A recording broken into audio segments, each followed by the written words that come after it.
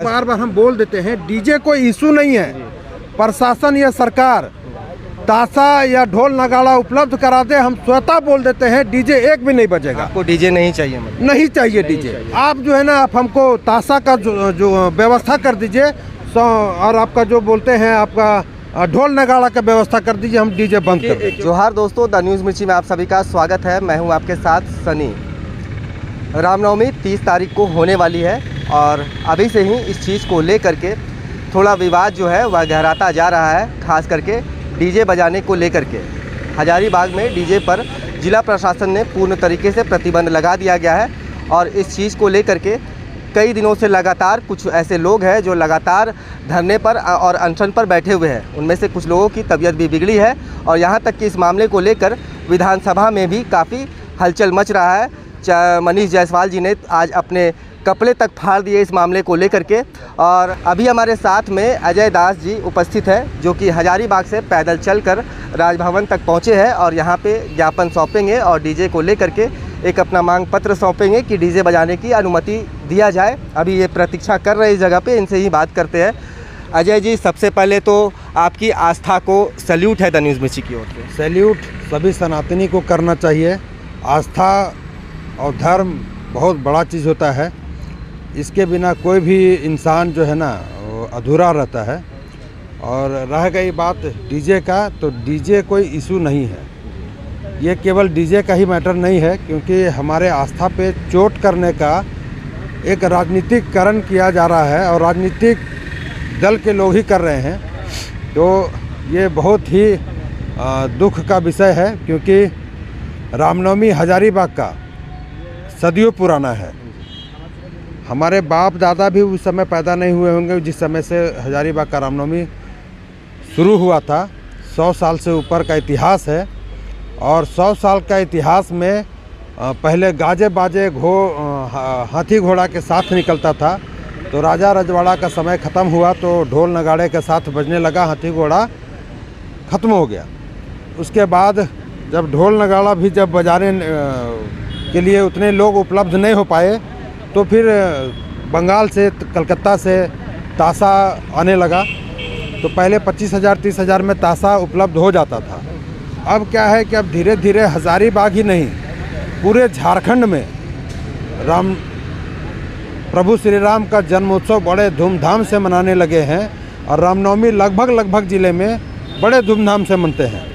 अजय जी, हजारीबाग का रामनवमी इंटरनेशनल रामनवमी है। पूरे विश्व भर में लोग इस रामनवमी को त्यौहार को जानते हैं और दूर दूर से देखने के लिए भी आते हैं।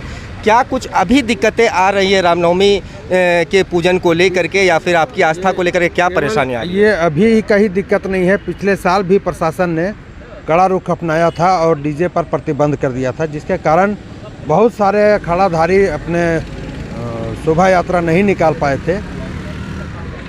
और इस बार तो और लग रहा है कि सब असमंजस में है, क्योंकि एक नया शब्द जो है डीसी मैडम जोड़ दी है, चलंत डीजे।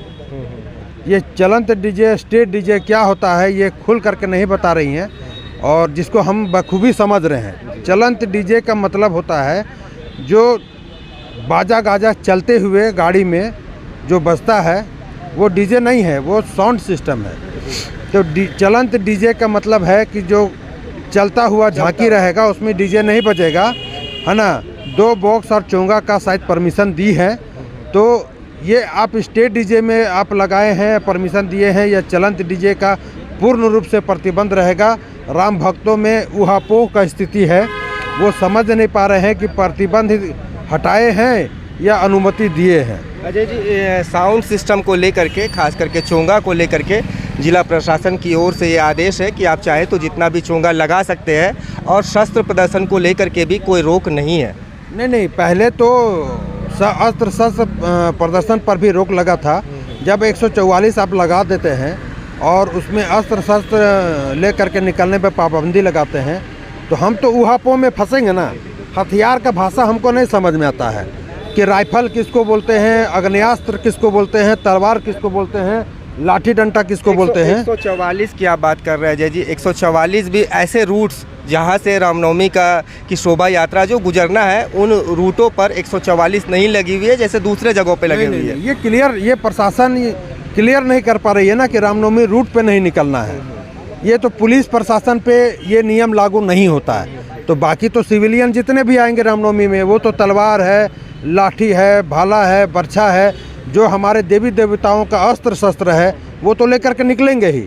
आप क्लियर कीजिए, आप IAS हैं, IPS हैं, पढ़े लिखे हैं, हमसे बहुत ज़्यादा पढ़े लिखे, हम तो कुछ नहीं है, अंगूठा चाप हैं। आप क्लियर नहीं कर पा रहे हैं कि आप किसको परमिशन दे रहे हैं, किसको परमिशन नहीं दे रहे हैं। और जब आपने मंगला पे 144 लगाया, तो 144 लगाने के बाद जब मंगला जुलूस निकला गाजे बाजे के साथ, आपने कोर्रा पुलिस थाना हजारीबाग में पड़ता है, तो कोर्रा पुलिस वाले ने जो है उनका साउंड सिस्टम जब्त कर लिया।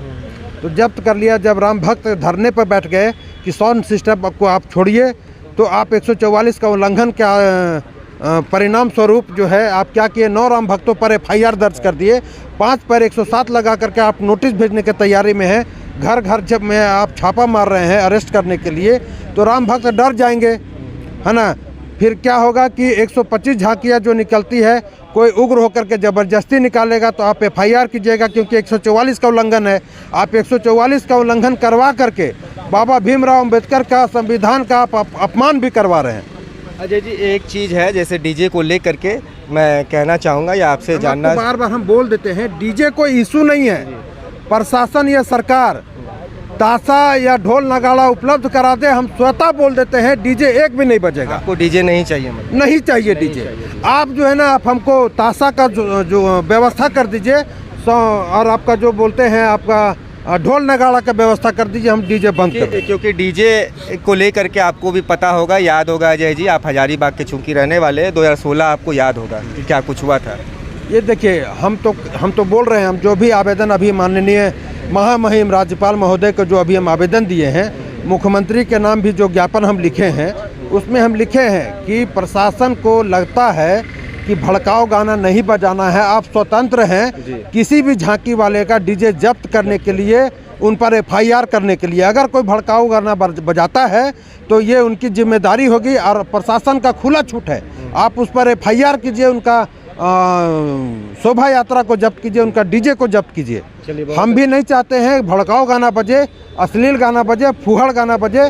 प्रभु श्री राम का जन्मोत्सव मनाते हैं तो भक्तिमय का माहौल बना रहे। तो देखिए दोस्तों, ये है असल राम भक्त, क्योंकि अजय जी का भी एक कहना है कि जो भड़काऊ गाने हैं वह डीजे में नहीं बजाने चाहिए, डीजे बजाने का आप परमिशन दे, हम अपने भक्ति गाने जो है वह बजाएंगे। और बहुत ही अच्छी बात कही है अजय जी, आपका बहुत बहुत शुक्रिया कि आप इस तरह की मांग कर रहे हैं कि प्रशासन हमें अनुमति दे और हम भड़काऊ गाने नहीं बजाएंगे। यह प्रशासन खुद एक जो है पेन ड्राइव में गाना लोड करके भक्तिमय गाना दे दे, हम उसी को बजाएंगे। आप अपना परिचय दे दे सबसे पहले। पुरुषोत्तम पांडे। क्या कुछ मांग है, आप क्या कुछ चाहते हैं? सबसे पहले जय श्री राम। जैसा कि ज्ञात है आप लोगों को, इंटरनेशनल जो ख्याति प्राप्त रामनवमी हम लोग मनाते हैं हजारीबाग में, जिसको लेकर के सरकार ने गाइडलाइन जारी की हैं, जिसमें कई प्रतिबंध भी लगाए हैं, जिसके विरोध में आज हम लोग यहाँ महामहिम राज्यपाल के समक्ष आए हुए हैं ज्ञापन सौंप कर ये मांग करने के लिए। जो हमारी पौराणिक परंपरा रही है, अस्त्र शस्त्र के साथ, गाजे बाजा के साथ जो हम लोग निकालते हैं, इसमें आप संशोधन करके हम लोग को भयमुक्त होकर के मनाने दें। बस यही सब मांग को लेकर हम लोग आए हुए हैं। चलिए, बहुत बहुत धन्यवाद। जय श्री राम। इस मामले को लेकर अपना मंतव्य रखने के लिए युवा महावीर मंडल के अध्यक्ष नंदकिशोर चंदेल जी हमारे साथ में मौजूद है, इनसे भी बात करेंगे। अजय जी हजारीबाग से पैदल चलकर आए हुए हैं, क्या कुछ कहेंगे डीजे की मांग को लेकर के? देखिए सर, प्रथम तो डीजे कोई मायने नहीं रखता, क्योंकि डीजे में रोक लगानी चाहिए, गानों पर रोक लगानी चाहिए। भड़काऊ गाना, अश्लील गाना, उस पर रोक लगानी चाहिए, और जो लोग ऐसे गाने बजाते हैं उन पर कार्रवाई करनी चाहिए, क्योंकि डीजे कोई अछूता या छुआछूत वाला चीज़ है नहीं। डीजे बजाने से क्या होता है, जब संगीत का माहौल बनता है तो उस संगीत के माहौल में लोग झूमते गाते, भगवान श्री राम के चरणों को स्पर्श करते हुए आगे की ओर बढ़ते, भाईचारगी का एक संदेश देते हैं। डीजे से बहुत फ़ायदा भी होता है, क्योंकि जब उसका साउंड खुलता है और किसी भी तरह की अगर परेशानी होती है, किसी भी तरह की दिक्कत होती है, तो उस डीजे से हम लोग अलाउंस भी कर सकते हैं, उससे फ़ायदा है। घाटा कहीं पर नुकसान नहीं है, लेकिन कुछ लोग जहाँ पर बदमाशी करते हैं, शरारती तत्व बदमाशी करते हैं, तो उसमें हम लोग का भी दायित्व बनता है कि हमारे अगर कमेटी के लोग अगर बदमाशी कर रहे हैं तो उसे सामने लाए, प्रशासन को सुपुर्द करें कि ये लोगों ने वहाँ पर परेशानियाँ खड़ी की थी, तो इन लोगों पर आप कानूनी कार्रवाई करें। लेकिन डीजे को रोक लगाना मेरे हिसाब से कोई मायने नहीं रखता। कोई डीजे पर रोक लगाना ही नहीं चाहिए, क्योंकि वो तो एक बहुत अच्छा संदेश देता जाता है। अगर आप बात करें किसी ख़राब चीज़ का, तो वो हर चीज़ों में ख़राब है। आप बेड से गिरेंगे तो मर जाएंगे, आप बेड से उतरेंगे तो मर जाएंगे, आप पैदल चलेंगे तो पैर मुरक जाएगा। तो हर चीज़ में अवगुण है और हर चीज़ में अच्छाइयाँ हैं। तो अवगुण को दरकिनार करते हुए हम लोग अच्छे काम करने का काम करें।